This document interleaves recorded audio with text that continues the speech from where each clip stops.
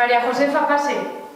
Ana pasa consulta en Pomar de Cinca, estudia quinto de medicina y hace sus prácticas junto a Judith, la médico de familia, en este consultorio rural. ¿Le damos algo sintomático? Sí, sintomático. Vale. ¿Le preguntamos alergias? ¿Tiene alguna alergia? Aquí conoce a sus pacientes, a sus familias, sus patologías y una medicina cercana e integral. Me ha gustado pues ver esa cercanía que tiene el médico de familia y esa figura que ocupa en la vida de los pacientes, ¿no? Porque al final el médico de familia es como la referencia, ¿no? Tenemos mucho más tiempo para dedicarle a los pacientes porque la accesibilidad es mucho mayor, los podemos ver con más frecuencia si es necesario y eso también al final pues se gana en calidad asistencial.